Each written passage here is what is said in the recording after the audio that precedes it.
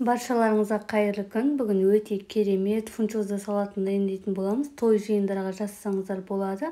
Бар болғаны 30 минутта өте оңай дайындалады. Міндетті түрде жасап көріңіздер. Ең алдымен табамызды қыздырып, етімізді соломка, жұқа ет турап алатын боламыз. Содан соң қызып тұрған майымызға салып, орташа отта жақсылап осылай қуырып аласыздар. Қатты қыздырып қуырудың қажеті жоқ. Осылай жақсылап араластырып қуыратын боламыз. Бетін жауып, осылай кішкене 10-15 минутта пісіріп аласыздар. Енді бізге бір пияз қажет. Пиязымызды майдалап турайтын боламыз.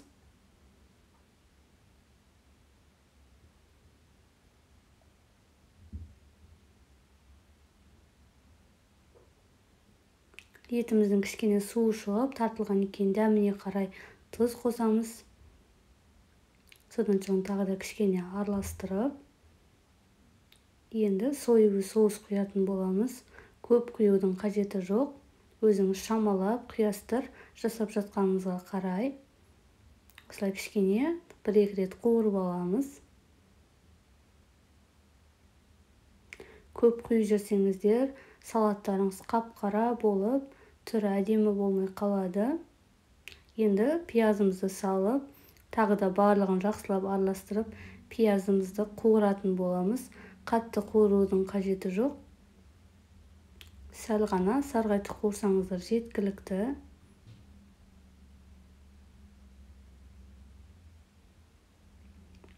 Енді бізге қияр және де сәбіз қажет. Қиярымызды ұзыннан турап, бірнеше бөлшектерге бөліп, соломка ет турайтын боламыз. Барлығын бірдей форма еті турасаңыздар өте әдемі болып шығады.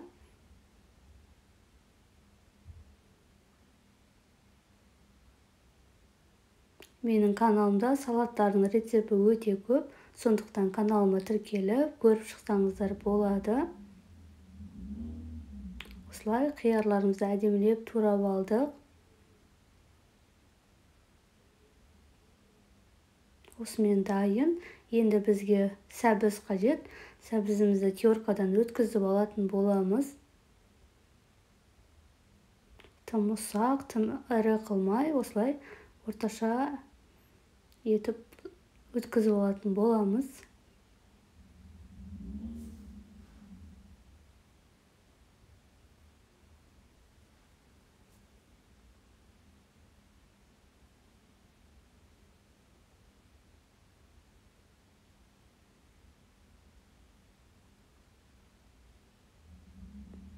Осымен дайын. Енді бөлек бір ыдысымызға сәбізімізді және де қиярымызды бір ыдысқа салатын боламыз.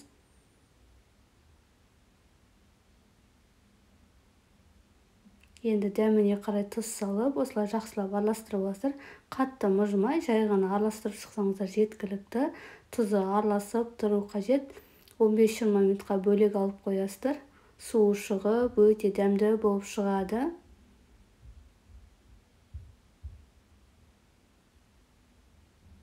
Жақсылап араластырып алдық. Осымен дайын. Енді бөлек алып қоятын боламыз.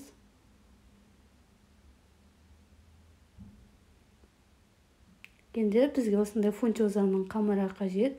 Өзіңізге керек мөлшерде алып, осылай үлкенірек ыдысқа құйып, міндетті түрде қайнап тұрған ыстық суымызды видеода көрсетілгендей барлық шетіне құйып шығатын боласыздар.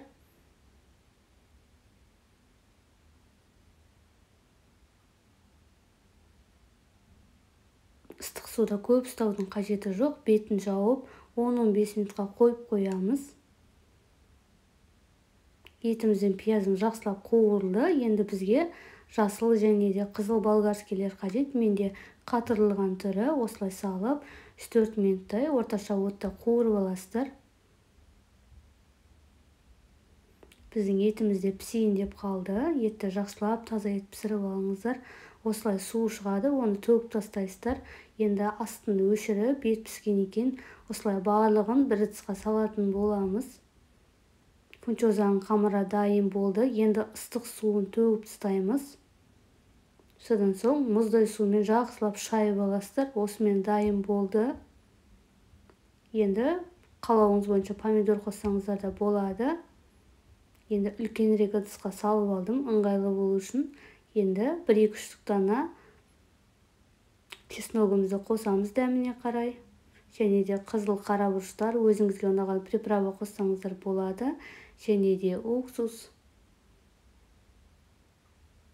Және де ыстық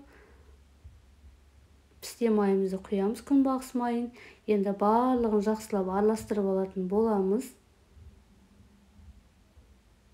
Егер де сойыбы соус аз десеңіздер, кішкене шамалап қоссаңыздар болады. Осылай барлығын толықтай араластырып алдым. Енді өзіңізге ұнаған аскөк, петрушка, кинза қоссаңыздар болады. Тағы да осылай араластырып аламыз. Толықтай араластыру қажет.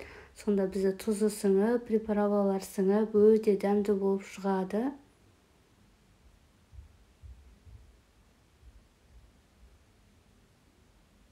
Енді сіздерге жақыннан да көрсетейін. Осылай керемет болып шықты.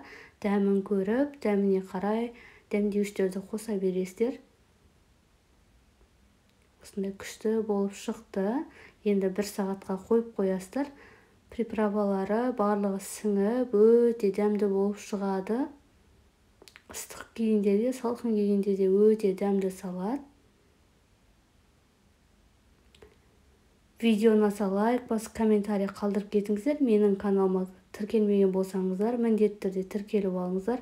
Алда жаңа жылға арнап керемет дастархандар, жаңа рецепттер шығаратын боламын. Осылай біздің салатымыз дайын. Бетіне күнжіт сепсеңіздер болады. Баршаларыңызға ас болсын. Өздеріңізді сақтап алыңыздар.